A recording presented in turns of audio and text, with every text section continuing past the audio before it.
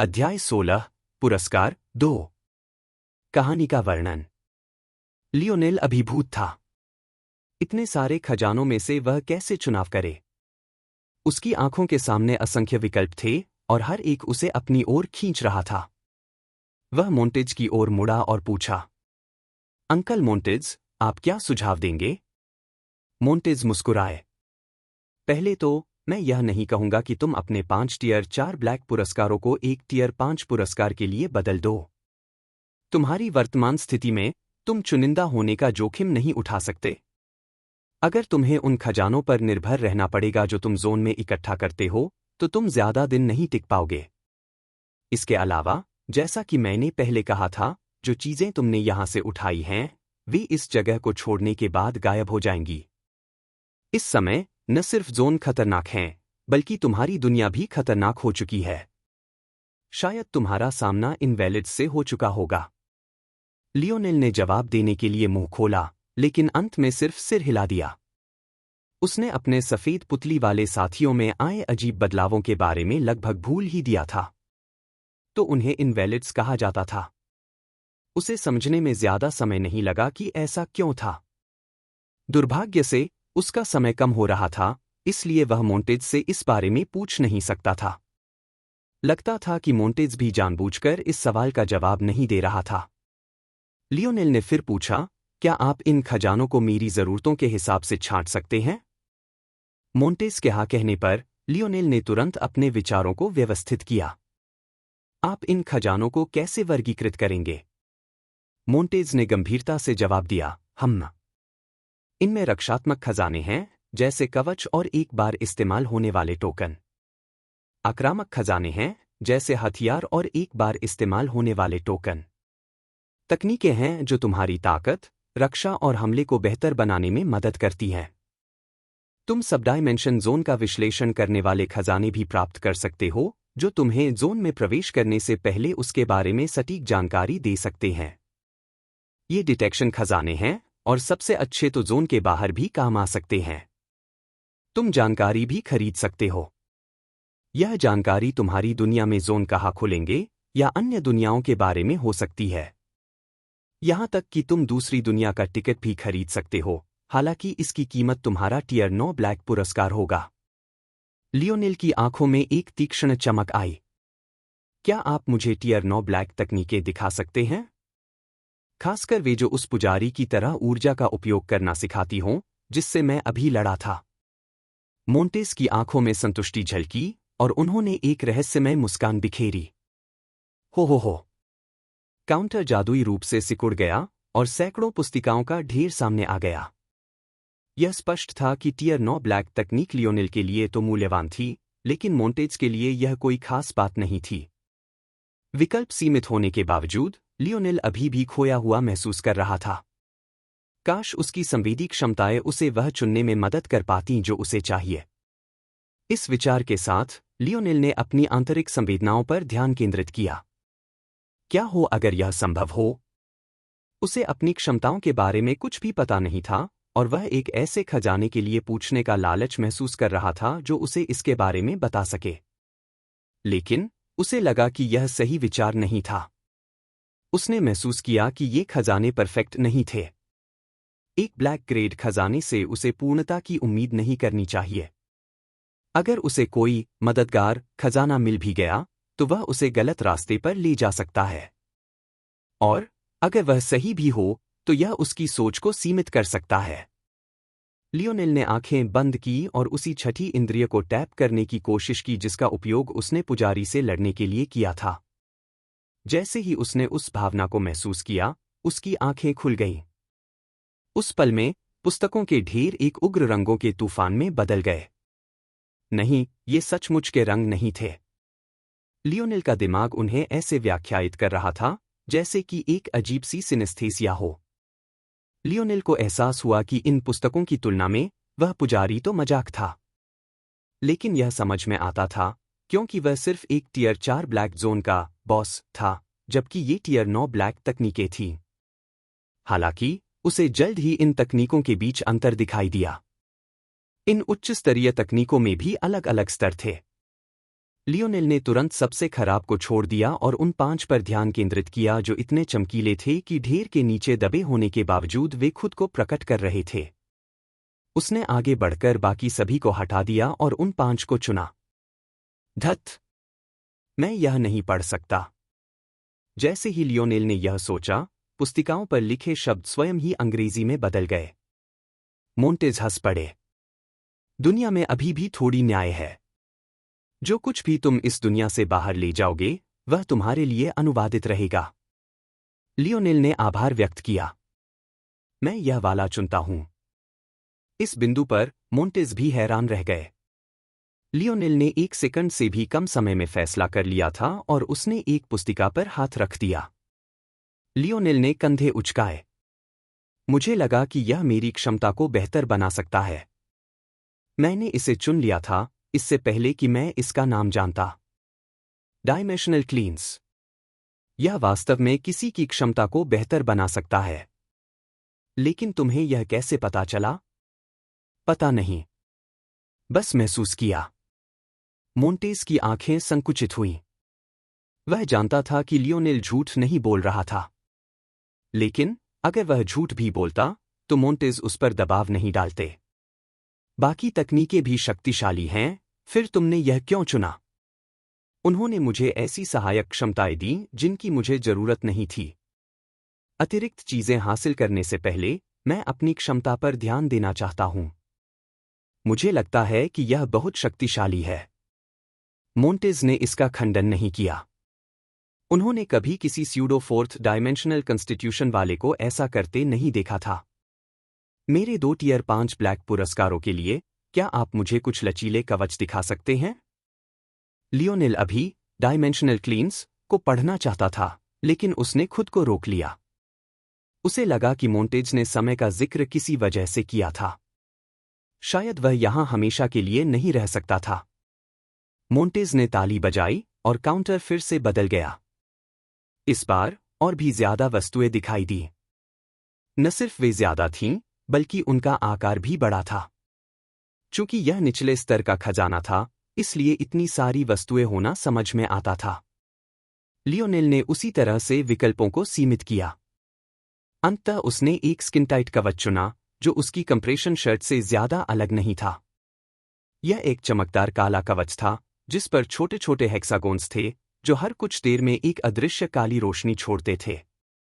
अपने दूसरे टियर 5 खजाने के लिए लियोनेल ने एक जोड़ी जूते चुने, जो उसके चुने हुए डिजाइन में ढल सकते थे। न सिर्फ इनमें थोड़ी सुरक्षा थी, बल्कि ये उसकी गति और फुर्ती को 0.1 तक बढ़ा सकते थे। जब लियोनेल अपने टियर 4 खजानों पर पहुंचा, तो उसे एहसास हुआ कि मोंटेज ने उसे उन्हें बदलने की सलाह क्यों नहीं दी थी। उसे इतनी सारी चीजों की जरूरत महसूस हुई कि वह लगभग उदास हो गया कि उसके पास सिर्फ 5 विकल्प बचे थे। पहले उसने एक कंटेनर चुना। यह स्टील से बना एक बक्सा था, जिसमें मोटी चमड़े की पट्टियां लगी हुई थी। इसकी ऊंचाई लगभग 1 मीटर और चौड़ाई आधा मीटर थी। बाहर से यह लियोनेल के मयान मंदिर वाले लकड़ी के बक्से से छोटा लगता था, लेकिन अंदर से यह 200 लंबे डार्ट्स रख सकता था, जबकि मयान कंटेनर में सिर्फ 50 आते थे। इसके अलावा, जैसे ही लियोनेल अपना हाथ इस पर रखता, एक डार्ट तुरंत उसकी हथेली में आ जाता। इस खजाने की सबसे अच्छी बात यह थी कि यह खुद डार्ट्स बना सकता था। यह 200 डार्ट्स के साथ आया था, लेकिन अगर लियोनेल इसे सामग्री देता, तो यह और बना सकता था। लियोनेल को यह खजाना बिल्कुल सही लगा। दूसरे टियर 4 ब्लैक खजाने के रूप में उसने एक और तकनीक चुनी। यह कॉल ऑफ द विंड नामक एक थ्रोइंग तकनीक थी, जो हवा को नकारने की क्षमता सिखाती थी, ताकि भालों या डार्ट्स की गति बढ़ सके। तीसरे खजाने के रूप में लियोनेल ने एक मजबूत एटलाटल चुना। इन उच्च तकनीक वाले डार्ट्स और इस तकनीक के संयोजन से मयान मंदिर के एटलाटल्स बिल्कुल बेकार हो जाते। इसके अलावा मंदिर से मिली हर चीज इस जगह को छोड़ने के बाद गायब हो जानी थी। चौथे खजाने के रूप में लियोनेल ने एक कच्चा सेंसर चुना। यह 10 मील के दायरे में जोन के खुलने का पता लगा सकता था और दिशा भी बता सकता था। साथ ही यह जोन के ग्रेड का अनुमान भी लगा सकता था, हालांकि इसमें गलती की गुंजाइश थी। पांचवें और अंतिम खजाने के रूप में लियोनेल ने एक कंगन चुना, जो एक बार इस्तेमाल होने वाला रक्षात्मक टोकन था। हालांकि यह टियर 4 ब्लैक खजाना था, लेकिन चूंकि यह सिर्फ एक बार इस्तेमाल होने वाला था, इसलिए यह अपने स्तर के अन्य खजानों से ज्यादा शक्तिशाली था। बेशक, उसने इसे ऐना के लिए चुना था। हो सकता है कि उसे ऐना की पसंद नापसंद के बारे में ज्यादा पता न हो, लेकिन उसके स्वभाव के बारे में वह जानता था। अगर वह उसे ज्यादा देने की कोशिश करता, तो ऐना निश्चित रूप से मना कर देती। लेकिन यह छोटा सा टोकन, शायद वह हाँ कह दे। अंकल मोंटेज, हम्मा, तुम अभी भी यहां क्यों खड़े हो? यह तुम्हारा अंतिम चुनाव था। क्या आपके पास कोई जगह है जहां मैं खुद को धो सकूं? मैं उसे इस हालत में नहीं देख सकता, यह एक आपदा होगी। मोंटेज ने लियोनेल को देखा और फिर हंसते हुए लगभग गिर पड़े। ठीक है, ठीक है। चूंकि तुमने इतनी जल्दी कर दी है, तुम्हारे पास अभी 15 मिनट बचे हैं। मोंटेज ने हाथ हिलाया और काउंटर गायब हो गया, जिसकी जगह एक छोटा सा तालाब आ गया, जो सफेद धुंध से भरा हुआ था। लियोनेल ने संकोच नहीं किया। वे सभी यहां पुरुष थे। उसने अपना पहना हुआ कवच उतार दिया और जमीन पर फेंक दिया, तालाब में कूदकर खुद को जोर जोर से रगड़ने लगा। वह इतना साफ होने के लिए उत्सुक था कि उसने मोंटेज की नजरों में आई तीखी चमक को नोटिस ही नहीं किया, जो उसकी दाहिनी कूल्हे पर बने हल्के निशान को देखकर आई थी। लियोनेल के लिए यह उसकी गलती नहीं थी। तालाब बहुत आरामदायक था। उसे खुद को साफ करने का आनंद याद आ गया। लेकिन और भी आश्चर्यजनक बात यह थी कि यह पानी सामान्य नहीं लगता था। लियोनेल को अपनी संवेदनाएं तेज होती महसूस हुईं। 10 मिनट के अंत तक उसकी प्रतिक्रिया 0.95 तक बढ़ गई। साथ ही उसका समन्वय भी बढ़कर 0.90 हो गया। बस 5 मिनट बचे थे और लियोनेल बाहर कूद गया। उसने पहले अपना नया टियर 5 ब्लैक लचीला कवच पहना, जो उसके आकार के अनुसार ढल गया। उसने महसूस किया कि उसकी स्टैमिना 0.05 बढ़ गई। फिर उसने अपनी पुरानी स्वेटपैंट्स पहनी, जिन्हें उसने पहले ही साफ कर लिया था। हालांकि वे गीली थीं, लेकिन मोंटेज ने उन्हें सुखा दिया। उनमें कई छेद थे, लेकिन कम से कम वे उसके महत्वपूर्ण हिस्सों को ढक रही थीं। अंत में उसने अपने टियर 5 ब्लैक जूते पहने, जिन्हें उसने स्नीकर्स के रूप में छुपा लिया। फिर उसने स्टील का कंटेनर पहना और अपना सफेद हड्डी वाला एटलाटल कमर पर बांध लिया। अपना सामान उठाकर उसने मोंटेज को धन्यवाद दिया। धन्यवाद, अंकल मोंटेज। मोंटेज मुस्कुराए और हाथ हिलाकर लियोनेल को बाहर भेज दिया। मयान मंदिर के शीर्ष पर स्थिति बिल्कुल अलग थी। न सिर्फ लियोनेल के दोस्त जाग चुके थे, बल्कि उनकी संख्या भी कम हो गई थी, जिससे पता चलता था कि उन्होंने भी अपना पहला जोन साफ कर लिया था। मोंटेज ने लियोनेल को पूरी तरह से ठीक करने में लगने वाले समय को कम करके बताया था। अगर लियोनेल का शरीर मजबूत होता, तो वह उसे तुरंत ठीक कर सकता था। लेकिन लियोनेल के कमजोर शरीर के कारण मोंटेज को समय लेना पड़ा। इस तरह, हालांकि लियोनेल पहले जोन साफ करने वाला था, लेकिन वास्तव में वह वापस लौटने वाला आखिरी व्यक्ति था। शायद सिर्फ वही कुछ लोग जानते थे जो सबसे पहले जागे थे। कॉनराड, तुम क्या करने की कोशिश कर रहे हो? जेम्स खड़ा था, उसकी चोटें ठीक हो चुकी थीं। लेकिन लगता था कि वह अभी भी बुरी हालत में था, जिसे देखकर लियोनेल हैरान होता।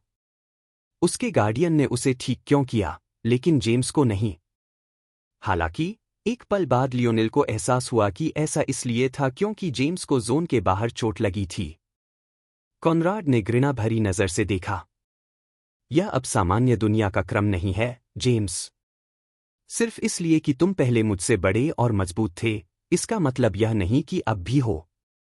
इस बार तुम्हें मारने के लिए मुझे तुम्हें नशे में होने की जरूरत नहीं है। तुम्हारी हिम्मत कैसे हुई कि तुम मुझे सोते में घुसकर हमला करो और अब मेरे सामने इतराओ? हाँ, यह एक नई दुनिया का क्रम है। लेकिन तुम अभी भी वही कायर हो। कॉनराड की आंखें लाल हो गईं और उसके आसपास का वातावरण गर्म होने लगा। क्या तुम इसे दोबारा कहना चाहते हो? अगर तुम यहां मर गए, तो तुम्हारे परिवार को बाहर कौन बताएगा? और मैंने चैंपियनशिप गेम के दौरान तुम्हारी नाकामी को नहीं भुलाया है। जेम्स की आंखों में भी खतरा झलकने लगा। अगर तुम यहां मर गए तो सीगफ्रीड परिवार में से किसे फर्क पड़ेगा? अगर तुम सोचते हो कि मैं तुम्हें रॉयल ब्लू एकेडमी की लड़कियों को अपनी वासना का शिकार बनाने दूंगा, तो तुम गलत हो। कई लड़कियां जेम्स के पीछे सहमी हुई बैठी थीं, उनकी आंखों में डर था। उन्हें एहसास हो गया था कि इस दुनिया में उन्हें वह सुरक्षा नहीं मिलेगी जो पहले थी। उनमें यूरी और सवाहन भी थीं, लेकिन ऐना कहीं नहीं दिख रही थी। जैसे ही एक पोर्टल धीरे धीरे बनने लगा, एक नाजुक सुंदरता, जिसके पीछे एक बड़ी सी बैटल एक्स थी, प्रकट हुई। उसकी मौजूदगी इतनी मोहक थी कि उसके पीछे के हथियार और हाथ में थैले को नजरअंदाज करना आसान था। ऐना के कदम रुक गए और उसकी नजरें आसपास घूमती हुई यूरी और सवाहन पर टिक गईं। उनके आंसुओं और बिखरे हुए कपड़ों को देखकर उसकी नजरें कॉनराड पर पड़ी। उसी पल एक और पोर्टल खुला। कॉनराड का चेहरा बिगड़ गया जब उसने लियोनेल का मुस्कुराता हुआ चेहरा देखा। वह हैरान था कि लियोनेल के पास इतने सारे सामान कहां से आए। ऐना ने भी लियोनेल को देखा। वास्तव में उसकी नजरें लियोनेल से हटी नहीं थीं जब वह कॉनराड के पीछे चली गई। उसका हाथ आगे बढ़ा और कॉनराड की छाती में घुस गया। एक नाजुक सी लड़की का हाथ, जो खून से सना हुआ था, लियोनेल को कभी नहीं भूलने वाला दृश्य था। वह पल भर पहले तक मुस्कुरा रहा था, उसकी आंखें उस सुंदरता पर टिकी हुई थीं जिसके बारे में वह इतने समय से सोच रहा था। लेकिन अब वह स्तब्ध था। कॉनराड ने एक शब्द भी नहीं कहा और ऐना की बाह से फिसलकर जमीन पर गिर गया, जैसे उसने जानबूझकर उसे धीरे धीरे गिराया हो ताकि लियोनेल हर पल देख सके। लियोनेल को लगा कि उसकी दुनिया पूरी तरह से थम गई है।